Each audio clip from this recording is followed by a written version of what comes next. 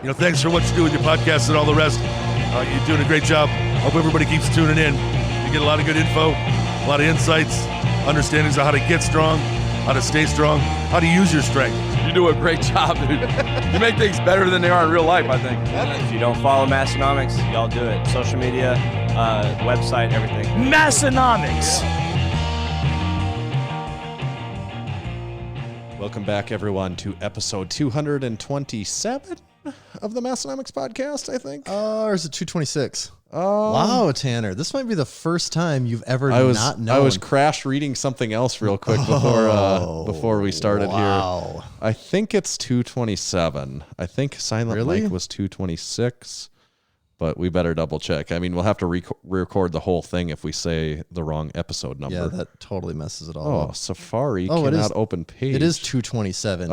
Okay, fun fact for you, too.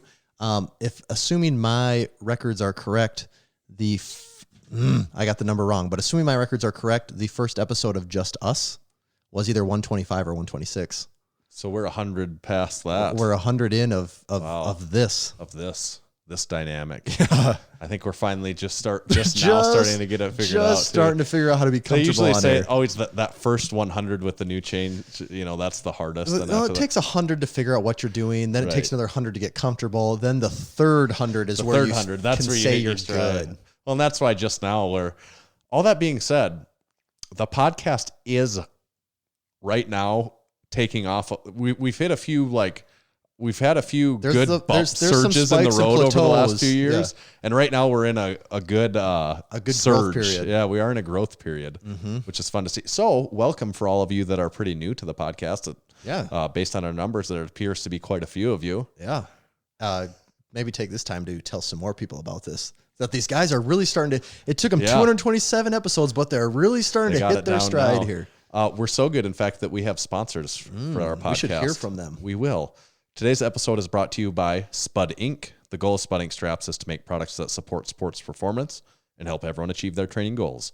They make products that last forever, won't bust your budget, and most importantly, leave no doubt about success when everything is on the line. Make sure to check them out online at spud-inc-straps.com. This episode is also brought to you by Hybrid Performance Method. They're your one-stop shop for all things fitness and online coaching. Whether your goals are training-related, nutrition and body composition-related, or both, Hybrid has a program for you. With dedicated and experienced coaches in each strength and fitness discipline, you can rest assured that you're in the best hands possible. When you're there, make sure to use our discount code. It's MASS, M-A-S-S. That's in all caps, and it'll save you 5% off any training or nutrition membership for the life of that membership. Visit hybridperformancemethod.com. The show is also brought to you by Texas Power Bars. In 1980, Buddy Cap set out on his own to make what he believed was the greatest bar he had ever seen and trained with, and the Texas Power Bar was born. It was strong as a house with the best knurling and was maintenance-free. Hundreds of state, national, international, world, and Massenomics powerlifting records have been and continue to be set and broken on the Texas Power Bar. To learn more, make sure to visit their site at texaspowerbars.com. And this show is brought to you by Lifting Large. Lifting Large has set a new standard for customer service within the strength world. They have live website chat support and speedy email responses. Lifting Large is home to the Ground Lock deadlift slipper, and they are always in stock and ready to ship. Massenomics listeners can save 20% on all Lifting Large branded products by using our discount code MASS20 at checkout. Those are our sponsors for this particular episode. So we're doing great. Someone messaged me. That's actually what I was trying to double check right before we started here. Also reading a text message as I speak from our guest from the show. We do have a guest coming today too. Yeah. Is Mr. Donnie Thompson. Good news or bad news? He just said, text me 5 minutes prior so I can come into the vintage room. Okay. In parentheses, Elvis curtains. It is funny though, Tanner, we were just saying before the show, at some point, we don't know when it'll be. At some point though, we will plan on having a guest for the last half, and either they're not going to pick up, they're not going to answer, and we're going to be kind of like, oh, what do we do now? Right. If you've listened to the show for any amount of time, you'll know that we'll fill that gap somehow. Oh yeah, we have means at our disposal. We didn't get to this far without having. But at some point, that is going to happen. Like we're promising to get, and this is always one take. We're never cutting. No. This is always one take, so we're not going to recut that episode. It'll just be, it is what it is. Right. But a little piece of Massenomics podcast history that a listener filled me in on. This listener found our show at the beginning of the pandemic. He said sometime in April. he listened to every episode. We've since had a then. couple people Yeah. say that, which Yeah. absolutely blows my mind. Yes. That is shocking. But listen to this guy. He finished them all, and he said, I'm not sure what state he's from, but he goes, Pandemic Round 2, Massenomics Podcast Round 2. No. And he sent me a screenshot. He's on episode 10. He What? restarted over the podcast. Wow. He did say that now he's like kind of busy doing projects at home, and it's almost just like background noise. Just the sweet sound Yeah. of our voice. Just But him having listened to the whole show and now starting over again, he's picking up on these things. And he sent me he goes, fun Massenomics trivia. He sent me a screenshot of the episode. He's like, the first time the word druthers was ever used on the Massenomics podcast. And do you know what episode druthers would have been first used? If I had to guess, I would say Tyler might have said it on an episode randomly because he did use strange words occasionally. Any guess on the episode just to throw one out? 47. It was on episode 10, about minute 4:30. Professor Shans, who was calling in at the time, was talking Really? about if he had his druthers. Wow. About he's talking about his diet and nutrition and how he eats. It was like an episode talking about it. We had an episode where he explained how His he eats druthers. for the day. Let me set the stage for you guys Yeah. here. Here's a word. I'm going to serve it up to you. It's called druthers. Yes. Wow. So that's the very first ever appearance of the word druthers on the Massenomics podcast, episode 10. I'm glad we have someone going back through giving us these tips. So I had to go listen to episode 10. I listened to like the first 10 minutes, and boy, did that seem different than what our podcast is today. yeah. And imagine that guy. He listened to our full catalog up through the newest stuff and then started back over at one right away. I bet he's like, whoa, this really feels different the second time around. Things took a turn there. Yeah. Yeah, because while it's happening, it's a very you would- slow, right. like that. If we're going this way, it turns this way gradually. Right. But yeah, to get to the end and then back here, that's a Yeah. shock for sure. Yes. So that was my interesting tidbit that Wow. I had. I'm very glad you shared that, Tanner. I'm going to share something with you now. Oh. I hope it's not coronavirus. No, I'm going to take you to Flavor Town, Tanner. right. Now, this is what's in that can. So I'm going to need you to take an educated guess here at what we have. We're just going to keep assuming we have a bunch of new listeners right now. Oh, yeah. This is the fun segment where every week I give Tanner a can, and Tanner uses his very refined palate to guess what he is drinking. I feel like I have the can sitting on my lap, and I pop the top, and I felt like I could smell it from like feet away. So that's I'd crazy. say there's a chance you could have, yeah. That's wild.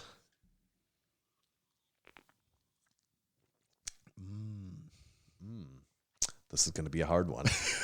Is it because the flavor is not strong or because you're not sure? Because I'm not sure.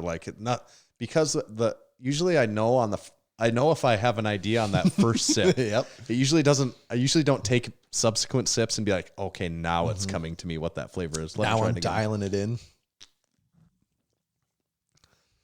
Oh my God, I cannot even put my finger on anything. It's funny because I'm pretty sure if I say this, you're going to be like, how did I not know that? Let me try just like one more here.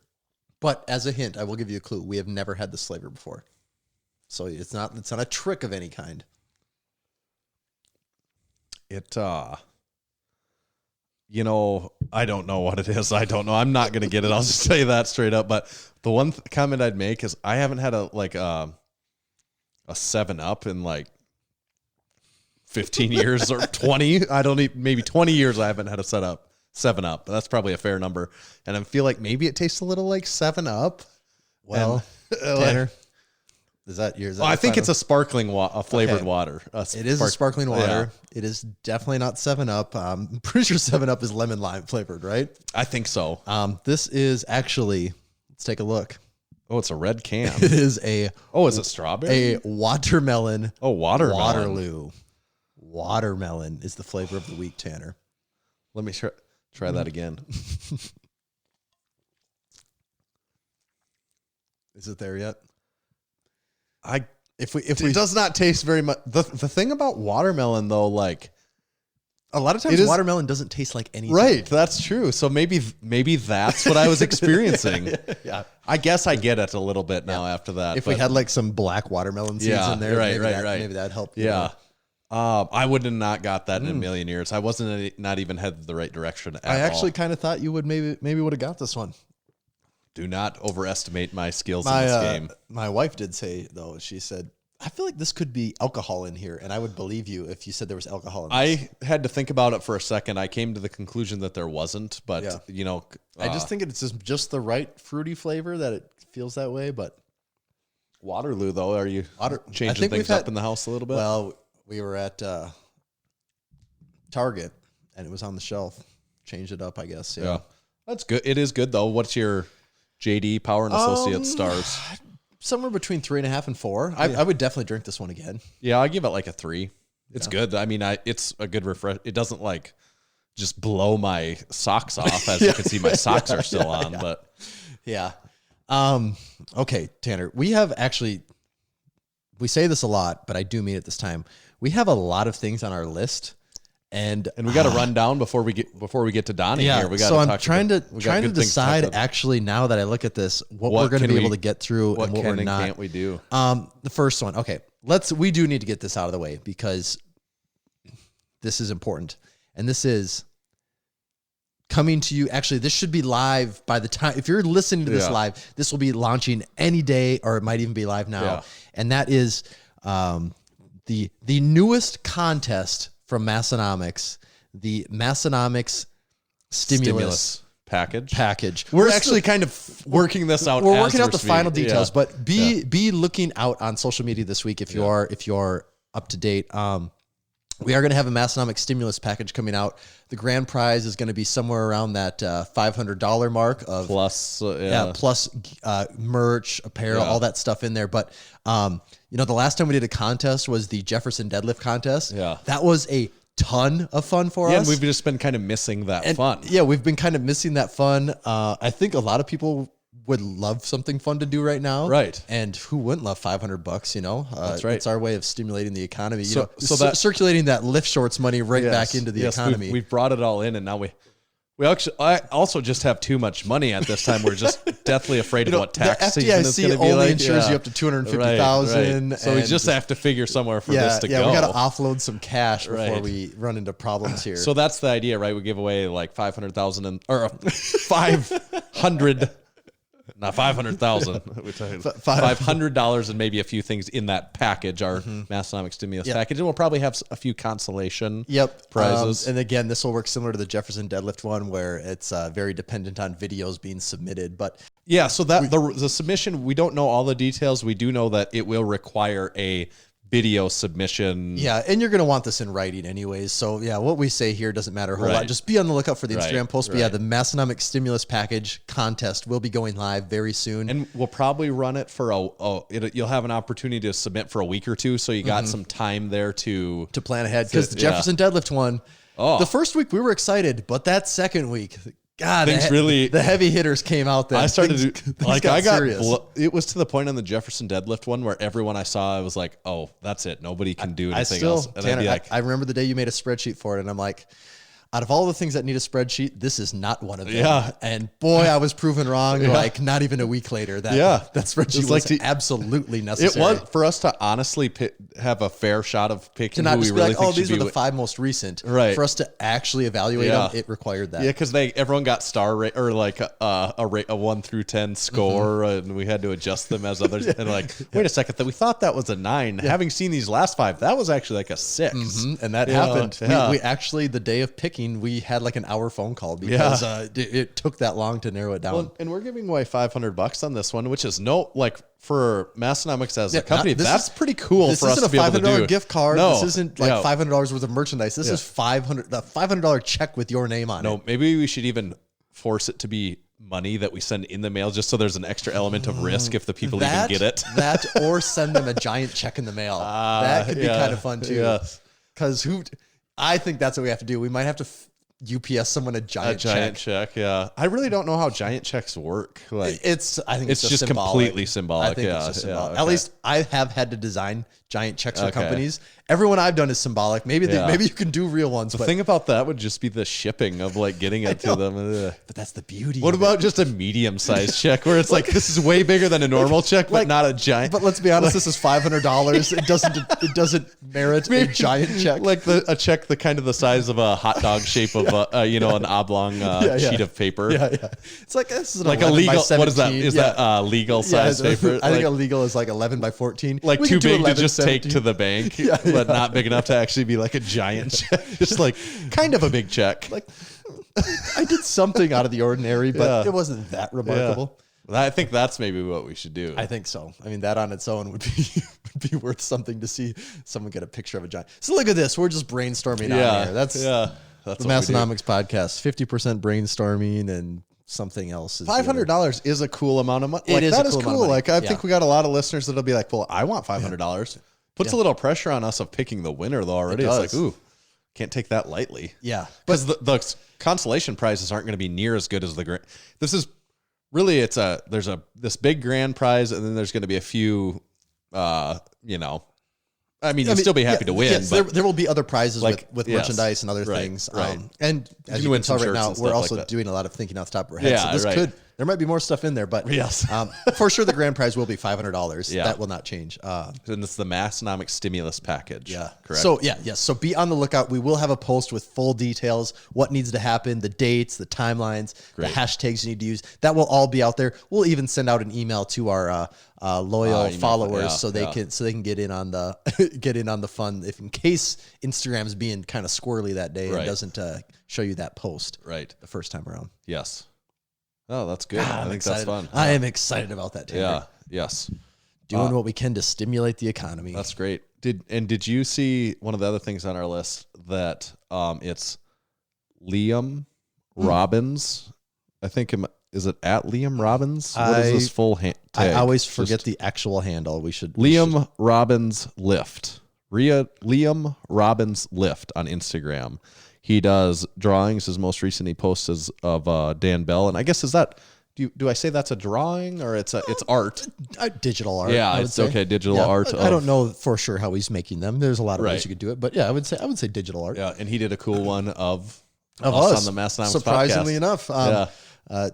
Lifters and people that podcast, I guess, fit Yeah. that. But yeah, if you follow anyone, more than probably likely seen you've his seen art. his Like, his art If the would name's pop- not coming to you, I'm sure you'll see his art and be like, yes, that's the one I remember. And if this is news to you, you go check him out and follow him. He does some cool stuff.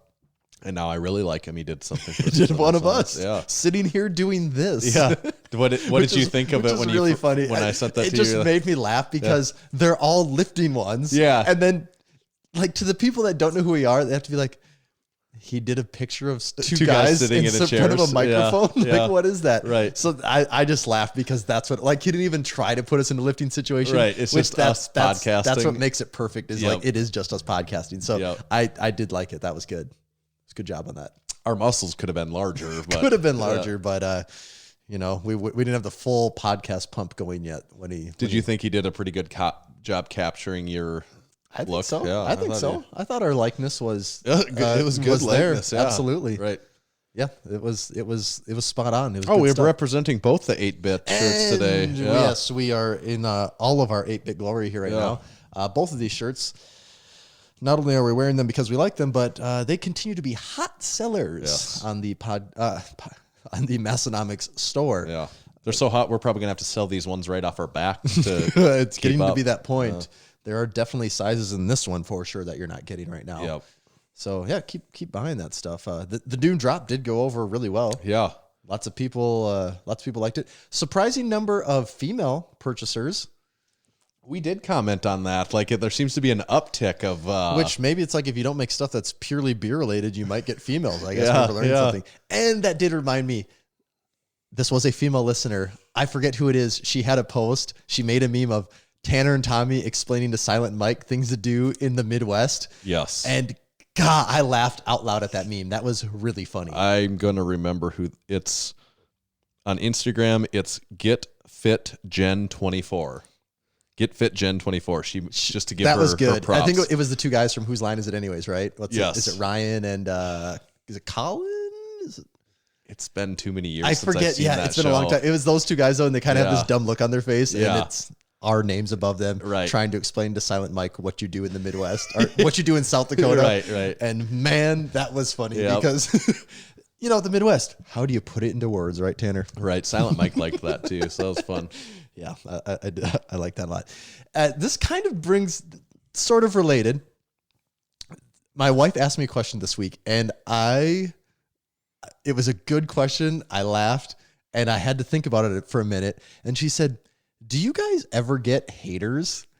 And I was like, "Well, just so you know, the whole lift shorts thing started with that." And she's That's like, right. "Well, yeah, I know, I get that, but that one doesn't really count anymore." I'm like, "Yeah, it kind of doesn't." Yeah, like that's true. The It's lift shorts evolving. the whole lift shorts marketing idea did Yeah, come from a hater, right, that's But then true. outside of that, she's like, "But you don't just like have people telling you guys suck and they hate your stuff." And I was like, "We don't really get that." I mean, if we do, I said, if we do get it, it's from people that clearly run across our page and they don't know what we're doing. Right, Like right, they right. don't get it at A all. lot of times they don't get that it's a joke. We put something out and they don't even get that it's a joke. Yeah, like they don't know who we are. Yeah, it's not like they follow right. us and they like actively Right. hate us. It's No, like, no, I they don't. I clearly- don't think we've ever gotten that at all. And I think that's because, is it because like we don't try to be experts on anything and we Maybe don't take that's it, anything yeah. too seriously? Right, like, right. are you going to hate us for not being serious enough? Is that what we would get hate for? yeah.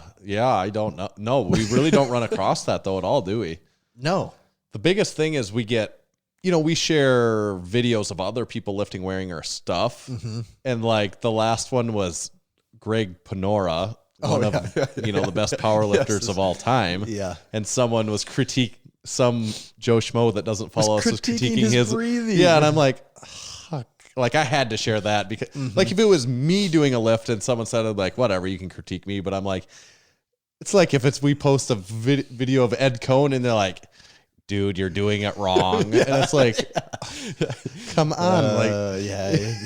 Someone's really missing Like the you boat. deserve to be chastised Which does remind me, we used to have a best Instagram comment of the week, didn't we? That's true. That been a kinda long time, went hasn't away.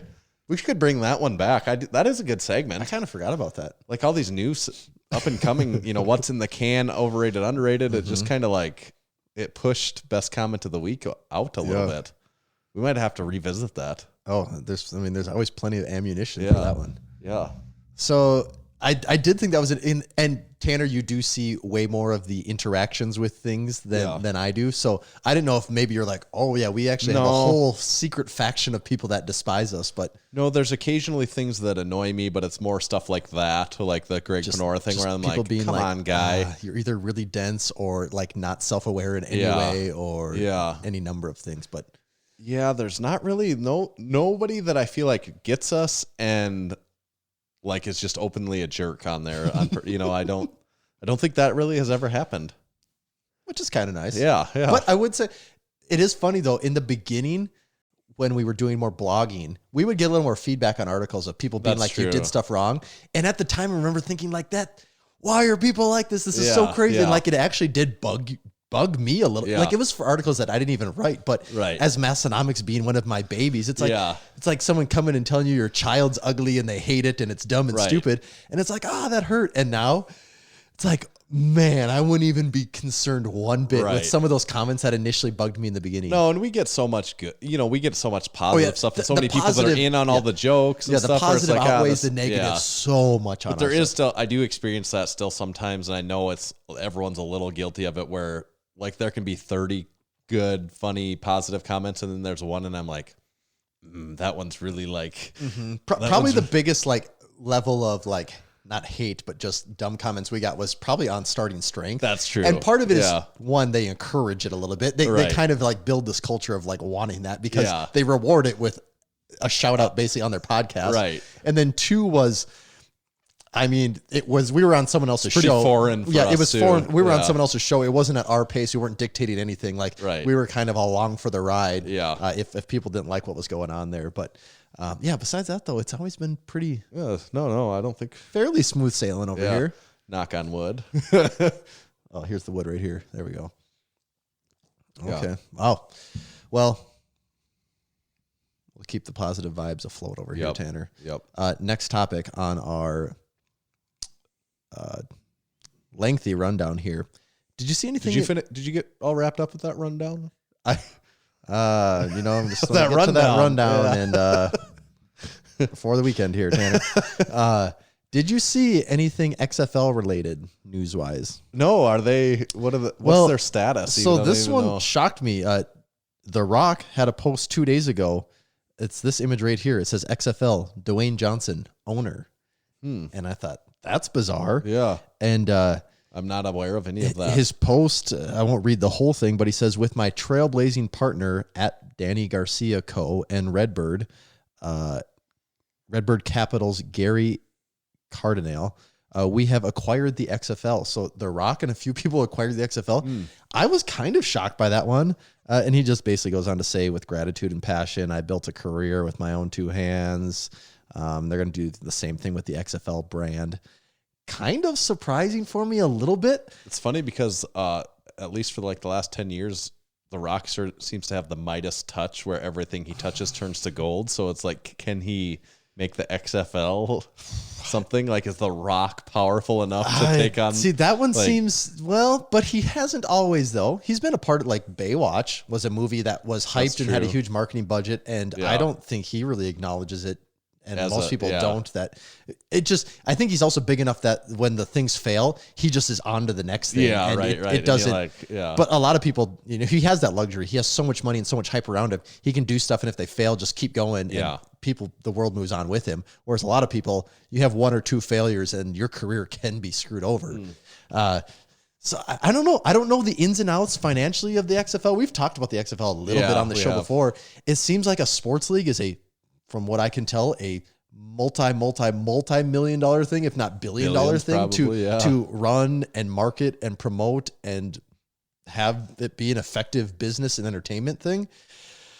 That's what makes me wonder if granted, The Rock, I'm sure I don't know what The Rock's net worth is, but I'm wondering if some of his partners are even larger net worth individuals than him. Well, when they said like the one, I would assume the one has to be almost like a venture capitalist of some kind. Right. But yet The Rock is the most famous of the owners. It works, so it's like he's we the need perfect you. spokesman for you to have. Part of you as an owner is you posting that on Instagram. Just being you. Yeah, right. Like that's your money is one thing, but we really need you. Yeah, any other brand to pay, like if the XFL wanted The Rock to do a shout out for them, how much would they have to pay him to do that? 6 months ago when they were going. Yeah, that'd be crazy. We'll take a shout out from The Rock to see what that does, right? That would be all right. So I thought that was interesting. It's a different business venture for him. I wouldn't say it doesn't make any sense, but it is a little more football thing. Yeah, it is a little more out there. I still don't completely understand how the XFL fits into, if it's just the amateur league that's on TV. I mean, that's really kind of what it is. That's where it minors, has to, I guess. Well, that's what it has to be more, though. Like, it has to more specifically be that, I think, in order for it to work. And like, this really is just the breeding grounds for the NFL, but that already exists, and that's called college football. Well, I know that's what's so tricky about it, because it's like it's going to be the people. It's the people that couldn't make the NFL right out of college, and it's like, I go play here for 3 years and then I'm good enough, probably I'm still not good enough and like I'm hurt. Yeah, I guess it's your AAA ball, and maybe it's where you can prove that like your injuries aren't your limitation, right? Or like you just needed that one more year to develop, I guess, or you couldn't, maybe or you couldn't work out on a college team, like you couldn't actually get through college. Right. Well, and college sports is so wacky that maybe there's some day where it's like enough people don't want to. There's enough people that say, I want to make it to the NFL. I don't want to go play college. I can go play in the XFL for 2 years instead and then be in the NFL. Because I think there is a rule that you cannot, you can't go to the NFL out of high school. You used to be able to do that in the NBA. Yep. They made it so you can't, and now I wonder if they're like switching that again that you can. But for football, you've always had to spend like 2 years. Yeah, well, don't you have to be at least 20-something to? Yeah, and that's maybe you have to be 20 years old or whatever it is. And so maybe playing for the XFL and making a little less money would be more appealing to some of these people than making secret money from a college and then 10 years later getting found out about it and having to vacate your trophies and all that crap. True. Yeah. True. Yeah, I don't know. hopefully they got bigger plans than just the XFL being what it Yeah. is right now. Like they have to Right, have a bigger right, vision for it right. than it just being the AAA baseball of football. That's They kind of actually have not this. related. I don't know if it's going to be like that, but they also kind of have like the WWE gimmicky feel to it a little bit in comparison to the NFL. But I wonder if that's like just from us being older and knowing it That's- from the yeah, first time around, with because that's Vince McMahon absolutely and- that's yeah. absolutely what it was the Right. first time around. But did you see any of the games they had on this last No. go around? It did just seem like it was just Just football. it just kind of felt like you were just watching football that you. That It's like didn't when you know- watch. It's like when where you watch. don't know any of the Yeah, people. it's like when you watch two or college the teams, and it's teams. like these are two college teams Yeah. playing football. I Yeah. don't know either one of them, and I don't know a single player in either one. I guess I'm not. I guess it's football. Like that's kind of your takeaway from it, you know. It's and like, that's sort this of is better than getting kicked in the groin. yeah. That was sort of my takeaway watching the XFL. Like, yeah, there's guys competing. I don't know any of them, Yeah, and that yeah. was that is one of the biggest things with sports. It Right. makes it way more entertaining when you have some either vested interest or you know who the people are. Yeah. Yes. That is that's the X factor. The X Factor. Wow. Okay. Should we go to our ads, Tanner? I suppose. We'll call Donnie. 1 second here. Oh, you can do that. Yeah, that's a good idea. We were doing secret ideas. Secret ideas that people might have heard on the microphone there. I don't know. All right. Today's episode of the Massenomics podcast is brought to you by Lifting Large. Lifting Large sets the new standard for customer service within the strength world. Get email responses in hours, not days. They now have live website chat support available during the weekdays, so you can get advice from a real powerlifter with actual platform experience. The Lifting Large team wants to help you achieve new PRs in the gym and on the competition stage. When you're ready to try single ply and make your way to the dark side, give them a call. Lifting Large is home to the Ground Lock deadlift slipper, and it's always in stock and always ready to ship. Massenomics listeners can save 20% on all Lifting Large branded products by using discount code MASS20 at checkout. That's MASS20 to save 20% on all Lifting Large branded items. Place your orders at liftinglarge.com, and you can follow them on Instagram at liftinglarge.com. That's at liftinglarge.com. This episode of the Massenomics podcast is also brought to you by Spud Inc. and the Hooker Straps. No, not that kind of hooker. These straps are designed to be used to assist lifts while using the hook grip. Just like any wrist straps, these straps work for deadlifts, snatches, cleans, etc. Instead of being worn around the wrists, these wraps go around the thumb. The hooker straps allow lifters to train their hook grip while working past the point of grip failure by providing extra support right where you're weak. Check out the Spud Inc. hooker straps online at spud-inc-straps.com. Today's show was brought to you by Texas Power Bars. Buddy Caps first started lifting weights in the late 60s and began powerlifting in the mid 70s. At the time, he was working for Image Barbell, building gym equipment. Around 1976, a local machine shop started making Olympic bars for them, calling it the Image Bar. In 1977, Image Barbell became Champion Barbell. It was then that Buddy started looking at the bars with an intent of changing them for the better. In 1979, Buddy bought his first lathe to begin addressing the known issues. In 1980, his passion, drive, and purpose now had a greater mission.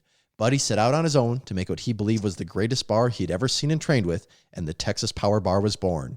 It was strong as a house with the best knurling and was maintenance-free. Hundreds of state, national, international, and world and Massenomics powerlifting records have been and continue to be set and broken on the Texas Power Bar. To learn more about Texas Power Bars and buy one of their legendary bars, visit texaspowerbars.com. This episode is also brought to you by Hybrid Performance Method. If you've been training without a coach and have been looking for a competitive edge, remember to check out hybridperformancemethod.com.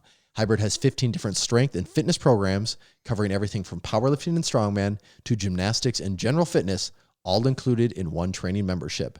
That's not all. Hybrid also offers one-on-one personalized nutrition coaching that uses lifestyle habits and a flexible approach to shape your nutrition plan around your current lifestyle instead of turning your lifestyle upside down in order to support unsustainable habits that only work in the short run the way most programs do.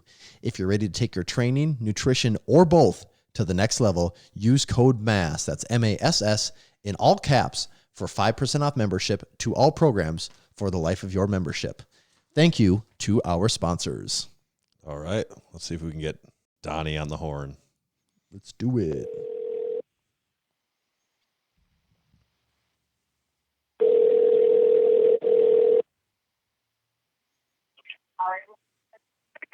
Hello? Is this Mr. Donnie Thompson? Is this it? Okay, let me get into my Elvis room. All right. So While you're doing that, we'll say we've got Donnie Thompson, Super D, Mr. 3000 live on the Massenomics podcast today. that's such old news, too. You know?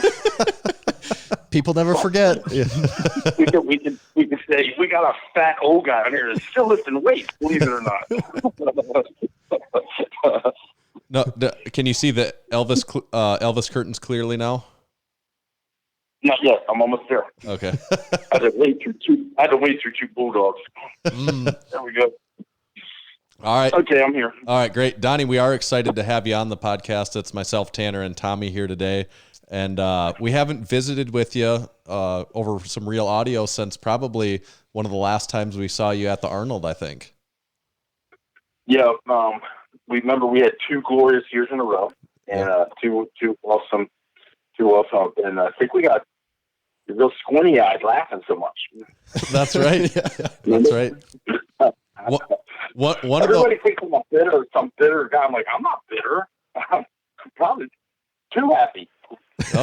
No, I would not. I don't think we'd describe you as bitter at all. No, we had a lot of, and even one of those years, we actually ran into you outside of one of the bars and talked to you for a while, and we got to hear a few good Donnie Thompson stories then too. Yeah, no. I'll tell you that Arnold's crazy because there's so many people there that it's almost too much. It's like going to a restaurant with too much stuff on the menu.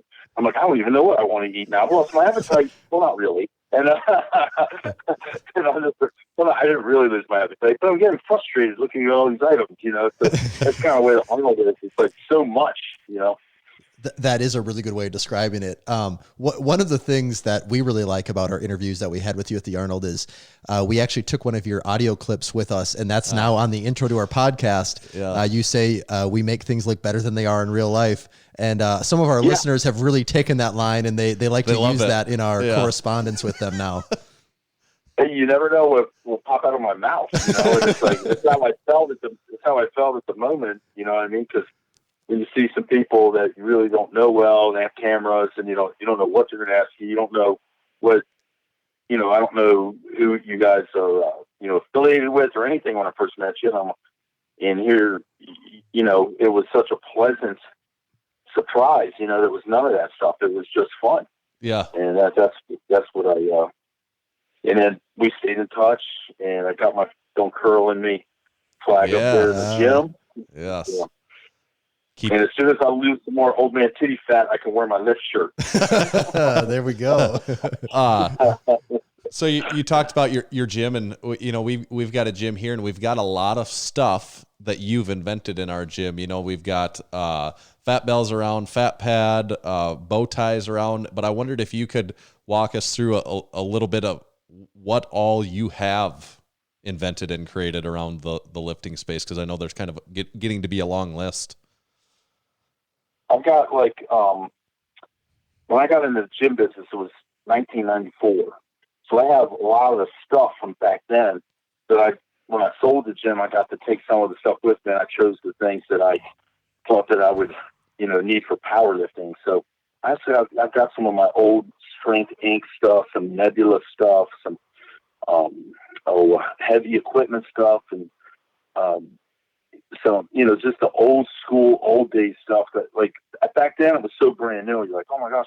Then 25 years fly by like it's nothing, and all of a sudden this stuff is antiquified and vintage. It's like back then you could buy York plates, and they were branded. They were milked to perfection. Everything was like, cool. We got Yorks. Thank God. Now you can't get them. Right. Mm-hmm. And unless you find a deal somewhere that someone wants to get rid of them, which. I mean, it'd have to be a nasty divorce or something, to get rid of your it's not a deal nowadays. No.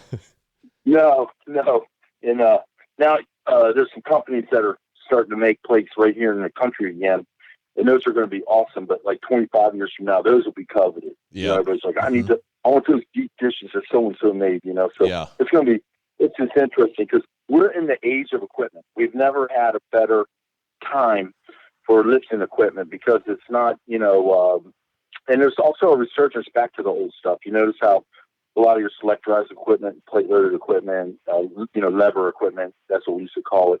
It's all coming back now. Everybody's trying to get their hands, not just because of the pandemic, but because it's fun to lift on again. Yeah, right. You know, you took a break from it. You just had the damn barbell all the time. Squats, bench, deadlift, you know, squats, bench, deadlift, squats, bench, deadlift. And like for me, now that I don't compete anymore, it's like, I want to try this. This stuff was fun back in the day. I bet you it's fun now. So, you know, it's people are revisiting it, and that's kind of cool. And it's a whole new generation of people are getting exposed to the old stuff. Yeah. But the other thing, the big thing in my gym, the centerpiece, like the one thing that will draw your attention when you walk into the place is right when you walk in, you're literally right there at the circle of strength. And I think that's one of my biggest, you know, stumbling pieces I stumbled on. I didn't, I wish I could say I'm smart and I'm a genius and all that stuff, but it's not true. I happen to be watching Gunsmoke. There's two things. When I created that fat belt, I knew I didn't want it up against the wall, just like everybody puts dumbbells up against the wall. Yep. You know, all my life, ever since the 70s on, the dumbbells have just been up against the wall. It's like they have to be there or something. Yeah. Yeah, you know, someplace you go, they're just all spread out all over the floor. Then underneath the rack, no one seems to be able to put them back in, and you got to search for the dumbbell that had a you know, the same weight, or you know, one was one place, one was another. So I got to thinking, I mean, I need to make something. I'm coming up with all these stupid ideas that were just total garbage. And I'm like, man, I got to really, and I said, you're trying too hard. Every time I try too hard, I fail. And so I'm like, all right. I'm watching Gunsmoke one morning. You know, it was when I was on one of my diet kicks where I was going to get up early and do cardio, you know, fasted cardio. It's always funny when a fat guy tries to lose weight, you know, because you know it's never going to happen. You're just like, let's start. So, good luck to you. Enjoy your 3 months of suffrage. You know, we'll see you again back here. You know, Yep. We'll see you back here just like normal in a few months. But anyway, I'm in there, and Gunsmoke was on, so I would drink a cup of coffee after I was done, and Gunsmoke was on. I'm like, wow, this is awesome, man. Gunsmoke's on, so I'm watching Gunsmoke. And a Medicare commercial come on, Medicaid, one of those government things with, you know, when you get older, what is it, Medicare you go on? Yeah, Medicare gray hair. Yeah. Yeah, Medicare gray hair, that's it. Yeah. So I'm watching this, and they had a bar graph go onto the thing, and it was a circle, and it was a red circle. And one goes up to tell you what benefits you have, and another one up, and it was 3 equal parts that made the 360 degrees. And I jumped out of my chair, and I'm like, holy crap, that's the circle of strength. And I never even knew about a circle of strength. I never even knew to call it. It just came out of my mouth. You know, I'm like, that's the circle of strength. And so I started, and I had a dear friend who passed away, Dutch. He goes, I know a guy that can make this happen for you. So this guy's like a welding artist stuff. He does all kinds of fancy artwork and stuff with steel. Yep. And he's in Spartanburg.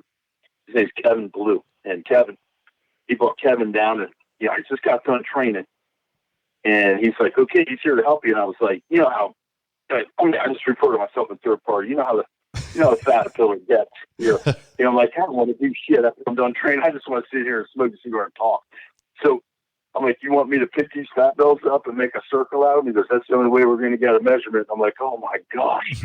So we took this string, drew a big 10-foot diameter, what I guesstimated at, and did all these measurements. And I even posted something. I'm like, what in the wide world of sports is going on around here? Coop, that guy from Garage Gym Reviews. Oh yes, we know Coop. Yeah. I give him shit every chance I get. Well, what's the ductile steel thing? Yeah, the ductile. Oh, Mr. Ductile. It's a first play. No, it's ductile steel. The world thing. And so anyway, he starts sending me CAD drawings. I'm like, this is exactly what I wanted. Because I just wanted to take 360-degree circle and cut out an opening. Don't build it with an opening, just cut it out. So that's what he did. And then, man, that thing just started a whole trend of, my kettlebells are on there and all my fat bells. And it's just, then I have a few triads I just got from Havoc Company out up in California. And so all that stuff's on there and we just go at it, man. We have a whole routine. We do, we call it volume day, V-day. We have another day we do all one arm stuff where this goes heavy. And man, everybody around here started getting strong. And just adding those 2 days, and it got to where we started like trying to outdo each other, and it's just really, really bigger than I ever imagined. And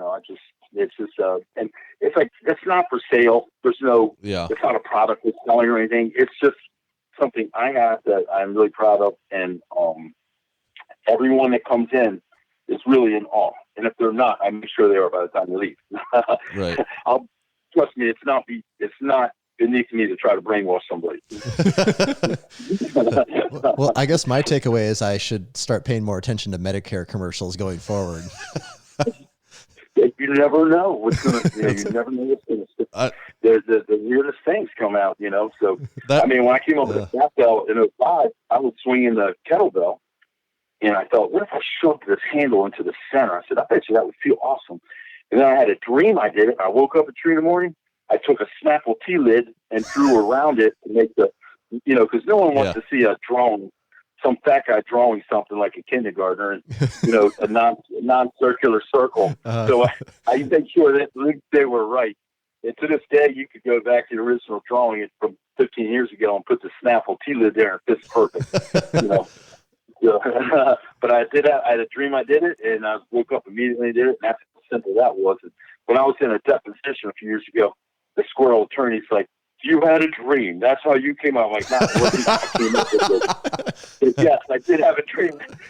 He mocked me to scorn, So I was like, but I'm telling the truth. At least I'm supposed to be on the road, and at least I told the truth. But you can tear me apart in a deposition, but most people that come up with stuff, it is a weird way they come up with it. It's never, true. Well, I don't calculated. Yeah, I don't think that's unusual. I mean, I've literally woke up and written down a Massenomics idea in the middle of the night. Like I was somewhere between awake and asleep and started having ideas. That's more often how it does happen. I don't think you sit down and you're like, today I'm coming up with $1 million idea. I mean, that's how that goes. If you didn't do that, if you didn't write it down when you woke up like that, you would forget about it. When you woke up. Absolutely. You don't have pieces of it. You don't have pieces of it. You're like, what was it? What was that third element? There was 3 things I can't. What was the third? Because you can't remember. Yep. Yeah. You have to, that moment, it's like a flash. It's just a little flash and you have to get it down or it's gone forever. Donnie, I don't know if you've ever seen Back to the Future, but it's how you could have used this in the deposition probably. It's how Doc Brown came up with time travel. He was sitting on his toilet. He got up quickly and he bumped his head on a shelf above the toilet. He hit his head and he had a vision of the flux capacitor, and that's what made time travel possible. So that would have been a good reference. The Back to the Future defense. Look, I'm a huge Metamucil fan, so all I need is a shelf above the toilet. I'm good to go. So you're talking about the circle of strength, the fat bells, and like I said earlier, the bow tie, body tempering, everything you've done. Could you, if we tried to get you to, do you have one invention or one product that you're most proud of, or would that be too hard? Would it be like choosing between your children? Some of them need. They're like, I look at like things that you come up with through your years in trenches, because like this summer's my 42nd year training, like completing my 42nd year. So I started at 78. And my mom thought it was going to be a fad, by the way. and it's like the bow tie is one that affects me the most. That and the fat pad, because I use them all the time. Because sometimes you do a lot of barbell work and lifting, and so the fat pad comes in handy on the bench, and the bow tie comes in handy for me when I had that bone spur in my shoulder. But still there, but now I can work around it. And, but those things helped me like the most as far as, but like I try to do fat bell stuff every day. So one day, one's more important than another. And then another day, it's kind of like kids. So when the middle kid might need more attention than the younger kid. And Those kids might not need any attention for a while. So it's kind of like it rolls back and forth. And like to think of thing the most that I'm most proud of, I think coming up with body tempering is one because it affects so many people. That in the broomstick therapy, I think so many people worldwide are doing that. And that to me is, and they don't need to buy anything from me to do it. They can, you know, come up with their own stuff right in their gym, or go to the scrap yard or the machine shop and buy a drop cut piece of metal. You can use a baseball bat for the boomstick therapy, or a mace, you know. So it's all stuff you can do. You don't have to buy the fancy stuff if you can't afford it. And body tempering is available right away. And so I think from the high schools to the colleges to the pro teams to the physical therapists, that's kind of what I'm most proud of, because I think that helps people the most, you know. And it's a method I could give away for free, and I still am able to capitalize on it with my rollers that I sell.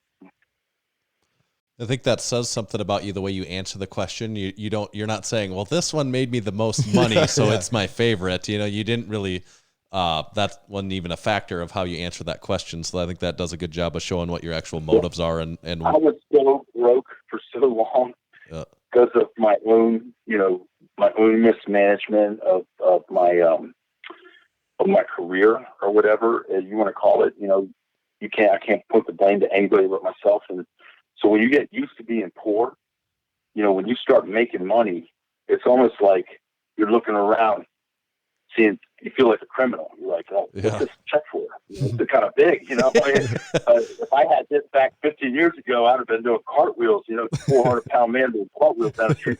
But, you know, it's like, and now you get big checks coming in from royalties and stuff. You're like, oh, is this it? Oh, is it? You know, because it's, you know, it's going right into the house anyway. So, but, you know, it's like, money has never motivated me a whole lot. It's more so what motivates me is how many of us can benefit from the use of this, and will it give us another year of what we want to do? Will it make our life a little better? You know, I get a lot of, you know, correspondence from people saying, this is a few things body temper I've done.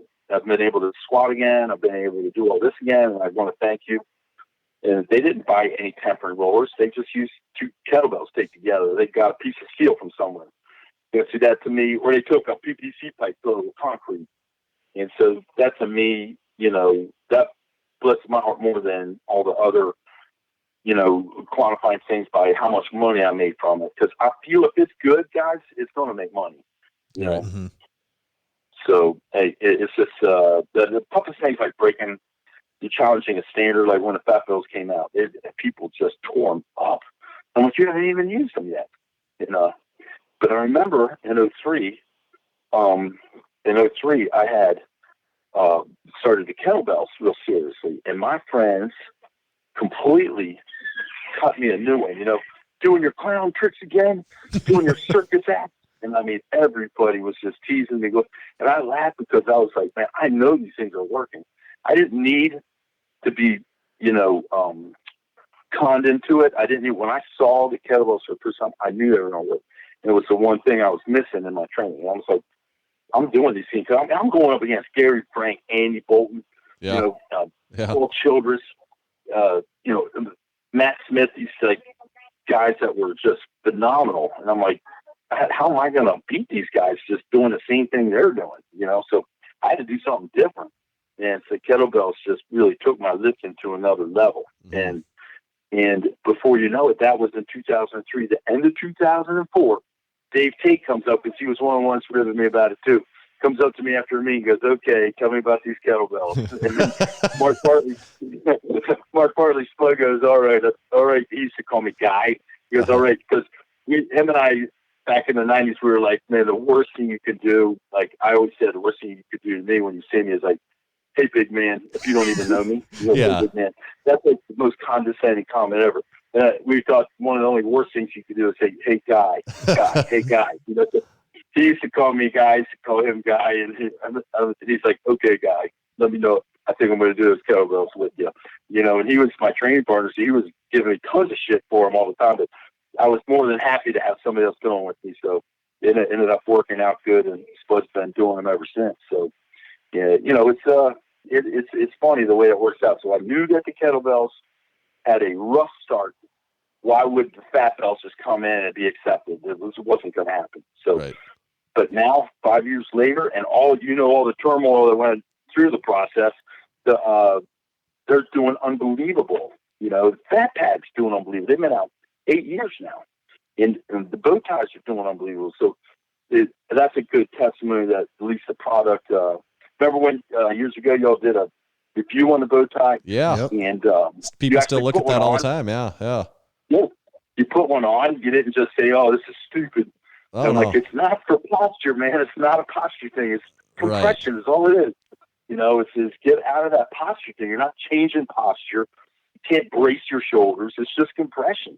And through my background in PT, I realized, I working with those doctors. They were always telling me what was going on with the arrowheads, how they're always forward in the joint. The muscles are hypertonic behind the shoulder. Yep. And I was like, well, this, and Dick Hartzell showed me this band twist back like 14 years ago he did for women when he was distracting the shoulders. And I'm like, looks like the reverse bow tie. So I remembered that name.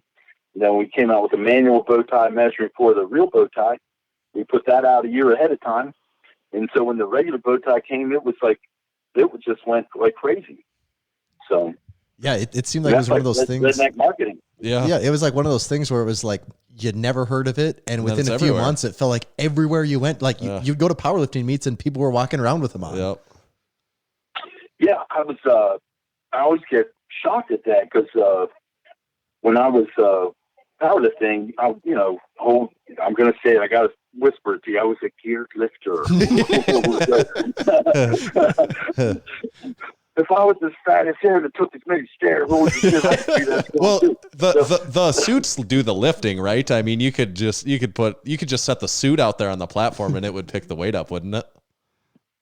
Yeah. I mean, it doesn't matter. I remember sitting at a table in 2000, and Gary Frank was on the rise. And I was with Dave Tate, Louis Simmons, John Stafford, all those people at Westside Real talking. And Louis like talking about Gary, how incredible he was. And how everybody is always slamming him on Powerlifting USA, saying his squats aren't low enough. He goes, you know why they do that, don't you? It's only at the top. When you're at the top, everybody's counting for you, so they try to break it down to their level. They hate champions. And I was like, huh? And I always thought when someone got to the top, you respected them. Yeah, right. So, and then when it's your turn and you do some things, and then people just make it like it's bullshit or this and that, you just gotta let it bounce off. I mean, what am I going to do? I mean, if it was all fake, then all my injuries were fake too. They never happened. Yeah, right. That's kind of it. That's why I clean bill of health now, so because none of that was real, because the injuries weren't real either. Right. Hey, what, Donnie?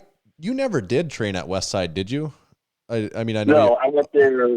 I would go there for like 3 or 4 days at a time, and I think I made that pilgrimage about 4 times. Did you ever consider training? I mean, I would assume, Louis would have loved to have had you there at that point in time. Did you ever consider training there, making the move? The first time I went, and I saw Lou, and I saw those guys training there, right? I didn't think I was worthy enough to be a part of that group, so I was no way was going to suggest it. And then a couple of years go by when I went back again, and my list started going up, and I was still felt like I didn't deserve to be there. And by the time I felt like I was, capable of representing Westside like Louis wanted, I was already well ingrained in my own thing. Right. So right. Yeah. It kind of didn't work out that way, but it's really hard to get me out of South Carolina. I mean, it's like, I love it here. And, I don't know if I could move to Ohio from here.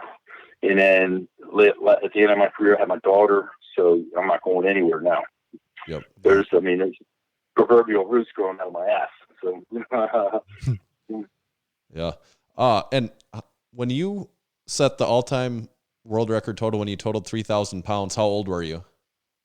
I was 46. Yeah. And I think people maybe forget that or don't realize that how old you were at the time. People like to think that they get too old, but you were 46 at that point in time. I wasn't on social media back then.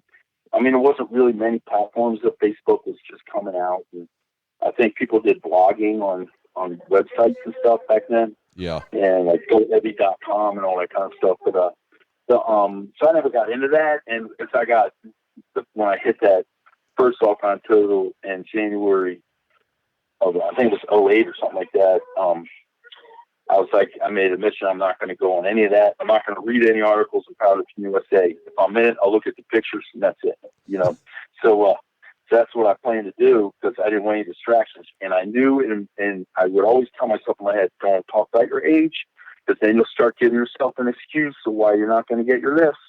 You know, don't talk about your age. So I would never mention my age. I would never even think about my age while I was competing. I had the numbers I had to get, and that was it. You start using excuses about age and this and that. All you're doing is opening that door to skip out when the time's got hold. Mm-hmm. Yeah. Yeah, that's a noble thing to do. A lot of people, they like to give themselves as many excuses as possible before they even get to the meet. They're making up their list of injuries and weight cut reasonings and travel. Like they already have a laundry list of things for why the meet isn't going to go good. Yeah, I couldn't do that because it was hard enough as it was, you know, and just any avenue where you could like give yourself a way out, you know, a noble way out, like a powerlifting discharge, you know, like, oh, well, I'm too old to be doing this. So or I'm too this. Now, but you got to know your limitations. And this happens at any age. Like, say if you have, like Blaine Sumner, he's hitting huge weights right now, right? So I don't know what his goals are. I think he's going to total 3,000, but currently the way he's going. But there'll be one meet where he'll say, well, I've had enough. I've done all there is to do. See you later. You know what I mean? Yep. He'll come to that day. And David Hoff will come to that day. We all come to that day. That's just the way it is. And the trick is to go out on your own terms, not on a stretcher. And so that's how you want to leave any sport you do, on your terms, you know. So that's how I always viewed it, and I just couldn't let the age thing get in the way. Now, you know, of course, I'm 55 now, and I'm brag about, hey, I was 46, Mark. Oh, no shame at all now, you know. But it was back then I could not even mention that thing in my mind. There was no, I mean, I know me, and if I had money, I would have skipped town. You know, I would, you know, the powerlifting scene, I would have gone after the money because it would have been so luring, you know. But that's best that I would give it. For instance, I'll tell you how all my money went, like to child support and to rent. Those are the two big things, right? And so I just would make enough at the clinic, at the PT clinic, to cover those expenses. But what about all the other stuff? And I'm like, well, I'll have to wing it somehow. So I always found a way to get it in, you know, get my food, get the gasoline and whatnot. But I would float the bills. So, like, I'd be 3 months behind and just pay enough on the light bill just to keep them on. If I get back from that meet where I totaled 3,000, I had no clue I was going to total 3,000. That meet just worked out that way. And I get home, my light bill's turned off for $149. I come home with no electricity, all the stuff in the fridge is thawed out. And I was like, well, at least I got my total, you know.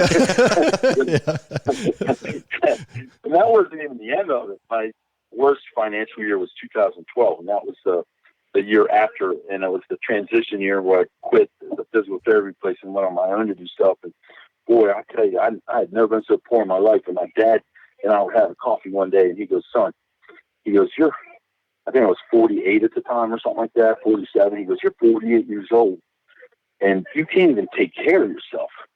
He goes, but what's that like? And I was like, man, he's right.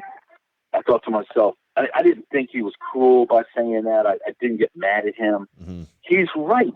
I mean, what am I supposed to do? You know, come up with another excuse of why I'm dirt poor and can't make it, you know? So I'm like, I got to make some changes here. And so that's when, you know, I started, you know, the things that would open up, and I would seize the opportunity. That's all I could do. And you know, he started off by doing clinics a little bit, working during the week and all that stuff. And before you know it, products started coming, and a few years later, the Fat Bells hit the scene. and body tempering hit. And then when the bow tie hit, that was it. You know, so, and I've got like, you're talking about this stuff. I've got like 3 other things to come to market. And right now we're just, there's a few engineering things that we got to do on, you know, the little things. The big stuff's all handled. Like the ergonomic design is all perfect. Yeah. That's not the problem. It's like safety measures. Like I got my bow fat bar. Yeah. And as soon as we figure out how it won't, you put a 45 on one end, it's going to slide the hell off of that, you know, of the rack. Yep. We have to have a safety mechanism. We certainly don't want to weld a straight bar on the top of it. That would look like shit. So we have a way we're going to do it. And Rogue said they're going to make it for me. So Awesome. then the pandemic hit, but it's going to happen either way. And then my fat Archie's going to be awesome too. So Cool. yeah, you know, I don't care if it makes a lot of money. I know there's some lifters out there that when that bow bar comes out, they're going to be dangling. It's going to be like another Mars bar almost, you know, where you can squat again and comfort, you know. So that, you know, and that's the nice thing about bars. You're not in competition. Like Duffman's Transformer bar isn't in competition with the safety squat bar, isn't it? Right. Get his bar, get his Duffalo bar, get the Mars bar, get the safety squat bar, get all many squat bars as you can. And then you can rotate them and you'll be stronger for it. You know, I mean, our dumbasses have used the 45-pound bar for how many years before we found out there was another bar you could use, you know? Yep. That was like 2 birthdays in 1 year. Are you worried though when your new bar comes out if Coop will give it a favorable review or not? Nah, because everybody that's come here. Well, it's not made out of ductile steel. So Coop might not like it. You know? Well, so to keep in mind. Yeah. Well, I didn't know the strength world. The hinges on the. This is like a movie critic, you know. Oh, I'm not going to go see a movie because you know the movie critic didn't like it. You know, how many movies have you seen that were awesome and they got bad reviews? It seems like now if you don't give these people like Coop, and there's about a dozen others like them, like if you don't give free stuff away to people, then they're just going to give you a bad review because you didn't give them free stuff. You know, I'm not saying that's what Coop does. I'm just saying it seems what it seems like. So the people that do give them pony up some free stuff, they'll get a good review. You know, so I've had stuff given to me before. And I usually purchase everything I get because I don't want to be beholden to anybody. Mm-hmm. But the ones or 2 things that I did get that someone insisted to send me for free, I only did that because I had contacted them about the product because it was awesome. Yep. You know, and I use it every week. So it's not like I'm trying to get something for free. I don't need anything for it. I got everything I ever wanted. But if I like a product, that means I'm going to use that product. It's not, you know, doing this because I want favorability by the manufacturer. I mean, you could tell by my posts and stuff. I don't like swing the Rogue's curtain. You know, I like Rogue, and I'm very pleased to have them manufacture my things. But you know, Bill Henniger, he doesn't want me all the time being a Rogue nut swinger or something like that. You know, that's just not who I am.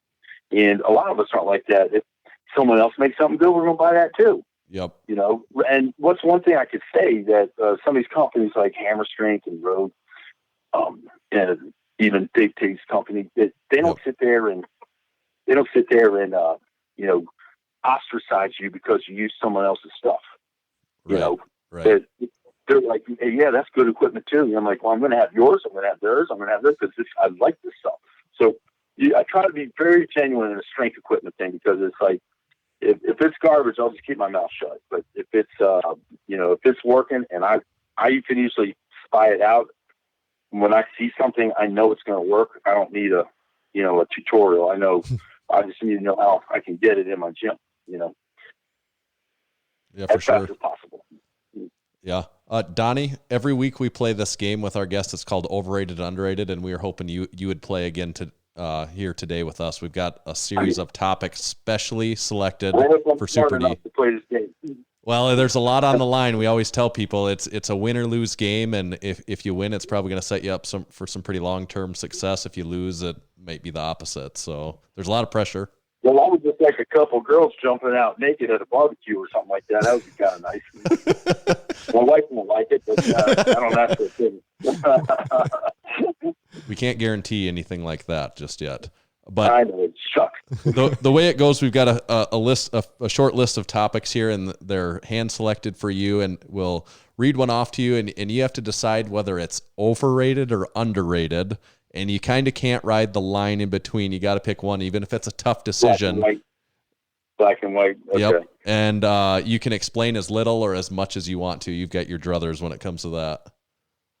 Okay. All right. All right. So I'm not going to hurt anybody's feelings here, am I? No. I don't think so. I don't think so. I think you'll enjoy it. We usually do it in a way that the contestant usually has some fun. So I think you'll like it. So, alrighty. Topic number 1, overrated or underrated?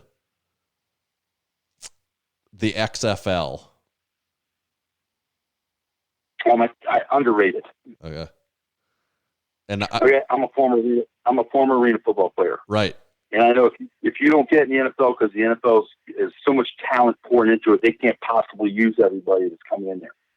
If you have the funding for the XFL, and if they would just market it, stay kind of small, and build their base, it could last. You know, they're not competing with the NFL. The NFL could even pull some talent from it if they want to. But I think it's underrated, and I would like them to. It is one league. It's not a new league. It came out 22 years ago with Vince McMahon. Yep. The players seem to enjoy it more. The fans seem to accept it. I just think that has the best ability if you can keep the money coming in until it can stand on its own. It's kind of like a child, and it gets old enough to take care of itself. So I think it's underrated, and I would like to see it work. I think it has a future. Right on. All right. That's good. The next topic, overrated or underrated? Training barefoot training.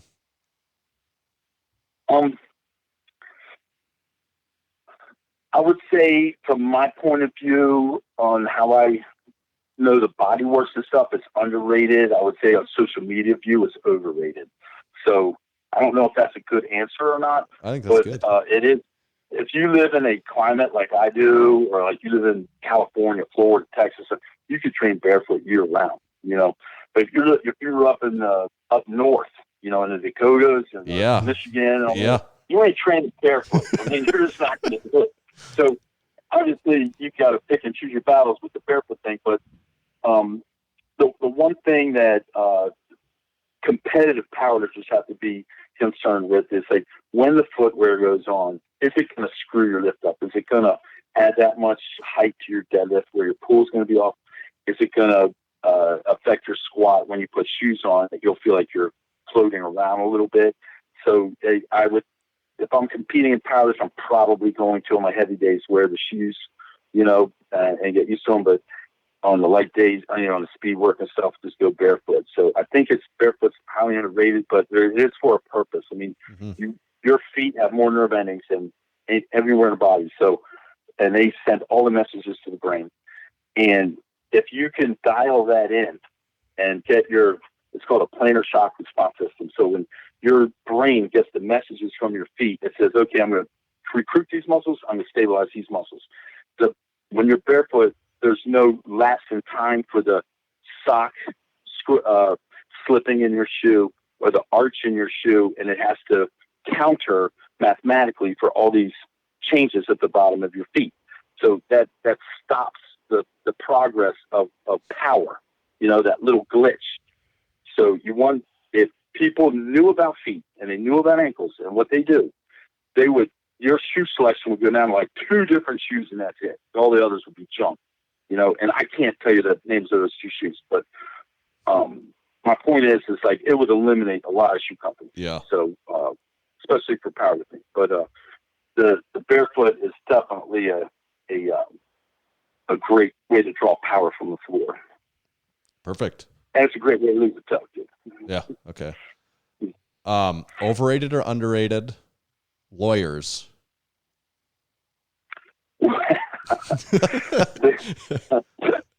they, I would say underrated because I don't think people realize when they go to sue somebody, all the money they're going to be paying these attorneys, they're not going to get crap from the people they sued normally. Right. They're going to just pay money to attorneys. And the people in the defense are going to be money for their attorneys. So the attorneys make all the money. You know, so they have a really underrated job. They're the ones that are banking, you know, not the plaintiff or the defendant. And so I think a lawyer's use in certain things is overrated, but it definitely, the whole thing is underrated. I think lawyers get by in a world of secrecy. You know, they've got that thing where it's like, oh, people know they're going to shit themselves if they get an attorney letter, right? Not me, of course. I'm used to them, but they get a, oh my gosh, I'm lawyer. So they don't want to have that fear, you know. And number two, they're so expensive. I mean, some attorneys are $600 an hour, you know. Oh, God, it's nuts. It's like, good Lord. And so yeah, their job is underrated, is underrated about how much money they're going to get, you know, but, you know, I think that lawyers have a place, of course, and as far as product protection and all that stuff, they're very good when it comes to getting trademarks, copyrights, patents, and stuff like that, because they can turn to that bureaucratic wheel in our government. Yeah. Yeah, I think that's a good answer from a man that has some experience. Oh man, you got that right. We can laugh about it now. We're all right. Yeah, right. Yeah, that's my favorite John Candy line of Planes, Trains, and Automobiles. You know, when the tractor trailers, he drove through them and he turned into the devil inside the car. You know, and they stop and then the car catches on fire and he goes, "Oh, we can laugh about it now. We're all right." That's a good example. When you come out of a lawsuit, you know, "Hi, we can laugh about it. We're all right." And everything behind is burning to a cinder. Okay, so speaking of burning, last topic, and this is probably the most important one for you: overrated or underrated Cuban cigars? Cuban cigars? Yes, Cubans. Yep. Okay, let me go on record for this. I want to be very clear. This is the most important question you asked me today. All right. So Cuban cigars are highly overrated. All right. So a lot of cigar people, they like the mild cigar and they like to act like a big shot when smoking it. When you smoke cigars all the time, you're going to go for strong ones, the Maduros. And what happened with Cuba, a lot of the farmers left there when Castro took over, and they went to a, parallel across the latitude, and they went to Nicaragua. And, these tobacco seeds take a while to grow and harvest, and it takes, some of these cigars are 20, 25 years old after they roll. So now Nicaragua is putting out the best cigars you'd ever smoke in your life. Now there's some pockets of, very good cigar companies that hand roll their stuff and stuff that are very comparable, but Nicaragua, for the most part, for commercial cigars, you cannot beat that country. They blow away Cuban cigars. And, trust me, you're talking to a guy who smokes a lot of cigars. Yeah. Well, that's good insight. That's a great insider tip there. There would be a lot less problems in powerlifting if the powerlifters would just start smoking cigars after they trained. There wouldn't be any squat depth issues. There wouldn't be any federation issues. Yeah. Well, then there'd be nothing to talk about. No, everybody would be like, "Yeah, it's cool, bro. You didn't squat. You didn't full squat. You just did a half squat. I'm cool with that. Awesome. Well, you did a good job at overrated, underrated, Donnie. You passed. Well, thank you. I know I've split decision on a couple of them, especially those attorneys, man. You guys got me on that. But I know you all are going to always rip on me about attorneys when you see me because, I blasted them 3 years ago. So you like to get me a little riled up about the attorneys. Yeah, that's what we kind of like to do is get you a little excited. Yeah. It makes for a pretty entertaining conversation at that point. Yeah, the attorneys and ductile steel, it's just like, oh, wow. That's right. Let's throw a party. Yeah. Awesome, Donnie. Well, that's kind of majority of the questions we wanted to ask you today. We really appreciate you coming on for sure. It was awesome.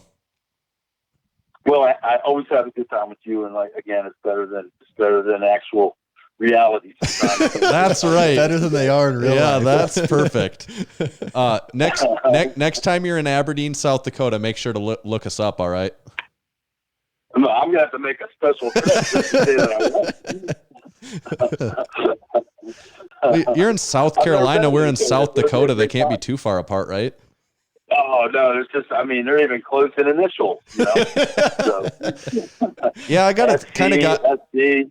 I've got issue with you whenever I type in my address on the internet when I'm buying something or anything like that, and I get to the state and I start to type in the S. If that SC wasn't there, it would save me a lot of time from having to click the down arrow one every single time. Oh yeah. It does. I know what you mean. Yeah. All right, Donnie. Thanks. We appreciate it. Thanks, Donnie. Yes, sir. See ya. Hey, thanks, guys. Yep. Bye-bye. Donnie Thompson. If I could wrap that up into 2 words, you know what it would be?